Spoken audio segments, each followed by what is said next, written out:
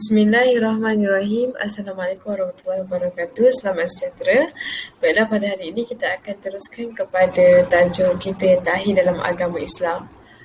Murid-murid, cikgu harap kamu semua bersedia untuk sesi PDPR kita pada hari ini. Sebelum kita mulakan kelas, cikgu mahu kamu sediakan bahan berikut, iaitu alat tulis, komputer, telefon bimbit, laptop, buku teks sejarah dan juga kertas A4. Baiklah, pada minggu-minggu lepas kamu telah mempelajari berkaitan kepelbagaian agama di Malaysia, kedatangan agama dan agama Islam dalam pentadbiran. Maka pada hari ini kamu akan mempelajari berkaitan agama Islam sebagai agama persekutuan dan nilai sejagat serta nilai kemanusiaan dalam membentuk perpaduan. Kita pergi kepada agama persekutuan Malaysia. Agama Islam Malaysia mempunyai identiti tersendiri dengan kewujudan pelbagai agama dan kepercayaan. Kepelbagaian ini menjadikan Malaysia kaya dengan adat, budaya dan warisan.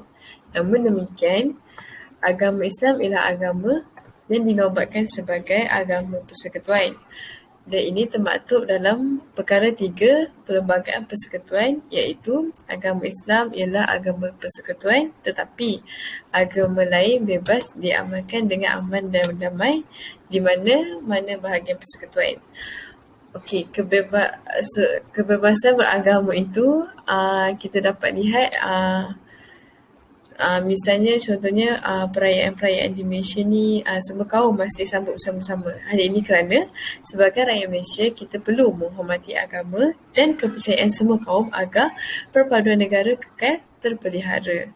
Okey, bagaimanakah agama lain itu bebas diamalkan di setiap bahagian persekutuan?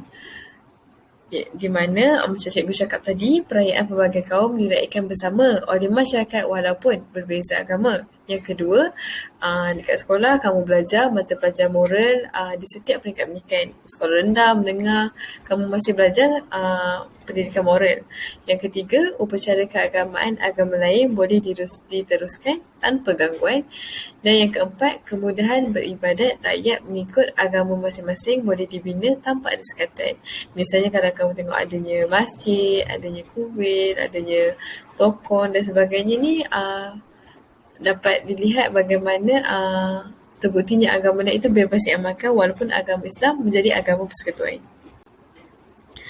Seterusnya kita lihat kepada nilai sejagat dalam membentuk perpaduan. Setiap agama dia menuntut umatnya mengamalkan nilai hidup yang baik. Larangan terhadap perbuatan yang tidak baik ditetapkan oleh setiap agama. Nilai sejagat dan nilai kemanusiaan ni dibina untuk membentuk perpaduan demi kesejahteraan rakyat, di mana nilai sejagat dan nilai kemanusiaan ini diamalkan oleh setiap agama. Okey, berikut adalah nilai sejagat dalam membentuk perpaduan. Ada 4 nilai sejagat. Yang pertama, toleransi. Okey, bagaimana nilai toleransi ni ialah menghormati tempat beribadat dan tidak memaksa dalam beragama. Contohnya, tidak memaksa sesuatu kaum ni perlu agama yang dianuti oleh kaum ini. Sebab ini pun ada dalam perlembagaan, iaitu larangan memaksa dalam menganut agama. Yang kedua, kasih sayang, iaitu mengasihi dan mengasihani orang lain walaupun berbeza agama.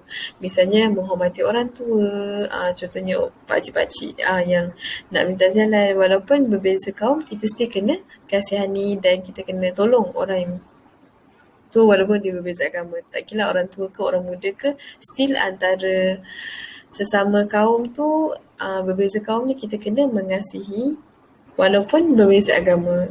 Yang ketiga adalah sifat kesederhanaan, iaitu bersederhana dari berbagai aspek seperti berbelanja, bercakap dan berpakaian. Dan yang keempat adalah nilai perdamaian, iaitu perdamaian ni kita untuk mencapai satu kata putus ni kita perlu bermesyuarat, dan dalam bermesyuarat tu tak boleh memaksa orang terima idea kita.